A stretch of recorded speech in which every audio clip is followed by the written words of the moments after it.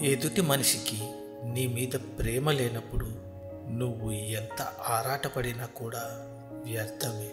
ఒక మనిషికి నిలబడడం తేలిక, పరిగెత్తడం కష్టం. కానీ మన మనసుకు మాత్రం పరిగెత్తడం తేలిక, నిలబడడం చాలా కష్టం. నీ యొక్క సోమరితనమే నీ అసలు శత్రువు. అదే నీ ఎదుగుదలకు మొదటి అడ్డంకిగా ఉంటుంది. గుర్తుంచుకోండి, మీ పేదరికానికి మూల కారణం మీ యొక్క సోమరితనమే. గంధపు చెట్టు తను నరికే గొడ్డలికి కూడా పరిమళాన్నిస్తుంది.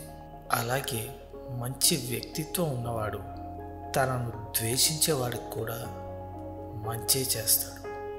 మీ దగ్గర ఎంత సంపద ఉన్నప్పటికీ, మీరు శారీరకంగా ఎంత బలంగా ఉన్నప్పటికీ, మానసిక ప్రశాంతత లేకపోతే ఎన్ని ఉన్నా వ్యర్థమే.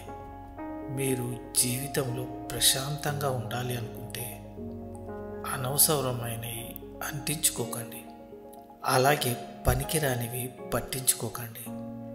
నువ్వు ఎంత తిట్టినా, అలాగే ఎంత కోపడినా కూడా మళ్ళీ మీతో మాట్లాడుతున్నారు అంటే మీరంటే ఇష్టం మాత్రమే కాదు, వారి యొక్క విలువలను అలాగే మనోభావాలను కూడా పక్కన పెట్టేంత ప్రేమిస్తున్నారు అని అర్థం. వారికి ఈ ప్రపంచంలో మీకంటే ఎవరు ముఖ్యం కాదు. అలాగే మీకోసం ఎవరినైనా సరే వదులుకోగలరు.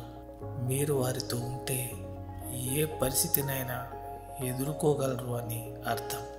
అంతేకాని వారికి మనోభావాలు అలాగే ఏ విలువలు లేక కాదు. అర్థమైందనుకుంటా. ఏ బంధాలైనా అనుబంధాలైనా మనవి అనుకున్నంత వరకే. ఒక్కసారి మనసు విరిగి వద్దనుకుంటే నువ్వెవరో నేనెవరో. ఏ పనిని కూడా అపనమ్మకంతో మొదలు పెట్టవద్దు. ఎందుకంటే నీ మీద నీకున్న నమ్మకమే నీ విజయానికి తొలిమెట్టు. రావడం అలాగే పోవడం అనేది నీ చేతుల్లో ఉండవు. ప్రేమ అలాగే ఆప్యాయతలు పెంచే వ్యక్తిత్వం మాత్రమే నీ చేతుల్లో ఉంటుంది. మిమ్మల్ని ఇష్టపడిన వారిని ఎప్పటికీ వదులుకోకండి. మిమ్మల్ని వద్దనుకున్న వాళ్ళ గురించి అస్సలు పట్టించుకోకండి. వాళ్ళు ఎవరైనా సరే. నీకు గెలుపు కావాలి అంటే పడక వీడి ప్రయత్నం చేయి. అంతేకాని పడుకొని కలలు కనకు. కలలు కనాలి అంటే నిద్రిస్తే చాలు. కానీ ఆ కలలను నిజం చేసుకోవాలి అంటే నిద్రపోకుండా కష్టపడాల్సి ఉంటుంది. దేని విలువైనా సరే అందుబాటులో ఉన్నప్పటికంటే అందకుండా దూరమైనప్పుడే బాగా అర్థమవుతుంది. కడుపు కాలిన వాడికి మెతుకు విలువ తెలుస్తుంది. అలాగే కష్టాలు పడిన వాడికి బ్రతుకు విలువ తెలుస్తుంది.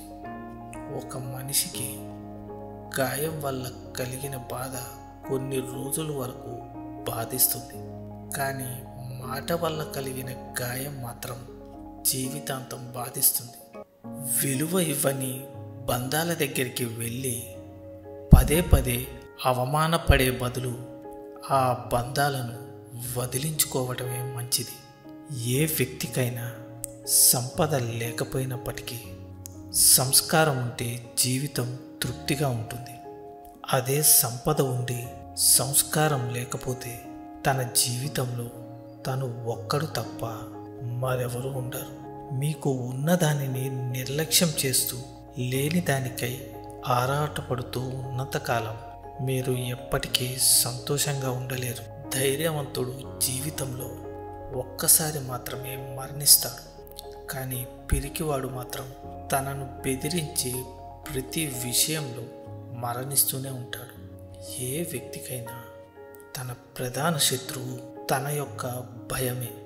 భయం అనేది లేని రోగాన్ని కూడా తీసుకొస్తుంది. కాబట్టి ఏది ఏమైనా సరే ధైర్యంగా ఉండడం మాత్రం మర్చిపోవద్దు. ఎప్పుడైతే ఒక మనిషి అధికంగా వినటం అలవాటు చేసుకుంటాడో అప్పుడే అధికంగా నేర్చుకుంటాడు. గెలవకపోవటం ఓటమి కాదు, మళ్ళీ ప్రయత్నించకపోవటమే ఓటమి. అర్థమైందనుకుంటా. మీరు చేసే ప్రయత్నంలో మీకు ఎదురయ్యే ఆటంకాలు మిమ్మల్ని ఎంత బలంగా బాధ పెడితే మీరు లక్ష్యం చేరుకున్నాక మీరు కోరుకున్న స్థానంలో అంతే దృఢంగా, అలాగే అంతే శాశ్వతంగా స్థిరపడిపోతారు. గుర్తుంచుకోండి, మీ యొక్క లక్ష్యం ఏ స్థాయిలో ఉందో కష్టాలు కూడా అదే స్థాయిలో ఉంటాయి. మీరు ఆడే ఒక చిన్న అబద్ధం విలువైన జ్ఞాపకాన్ని నాశనం చేసి బలమైన బంధాన్ని దూరం చేస్తుంది. జీవితంలో కష్టాలనేవి వస్తూ పోతూ ఉంటాయి. వచ్చినప్పుడు భయపడకు, అలాగే అవి పోయేంత వరకు విశ్రాంతి తీసుకోకు. చావాలంటే ఒక్క క్షణం ధైర్యం ఉంటే చాలు, కానీ బ్రతకాలంటే మాత్రం ఆ ధైర్యం జీవితాంతం కావాలి. నిజమైన మరణం అంటే ప్రాణం కోల్పోవటం కాదు, ధైర్యాన్ని కోల్పోవడమే. కళ్ళతో చూసినవన్నీ నిజం కాదు. ఒక్కసారి దూరం నుంచి చూస్తే ఉప్పు కూడా చక్కెరలాగే కనిపిస్తుంది. నువ్వు భయంతో ఏ పని చేసినా దానిలో పరిపూర్ణత సాధించలేవు. నువ్వు వివేకంతో చేసే ఏ పని అయినా సరే అది తప్పకుండా సత్ఫలితాన్ని ఇచ్చి తీరుతుంది. పూసిన ప్రతి పువ్వు పరిమళించదు, అలాగే కలిసిన ప్రతి బంధం ప్రేమను పంచదు. బాల్యంలో పాఠశాలలో నేర్చుకునే పాఠాలైనా మర్చిపోతామేమో, కానీ కొందరు నిజ జీవితంలో నేర్పిన గుణపాఠాలను మాత్రం ఎప్పటికీ మర్చిపోలేము.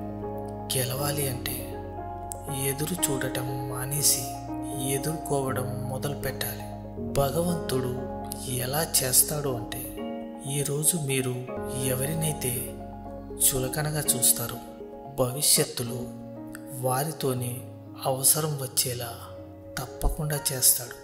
కాటు వేసే పామునైనా నమ్మవచ్చు, కానీ ఊసరవెల్లిలా రంగులు మార్చే వ్యక్తులే మాత్రం అస్సలు నమ్మకూడదు.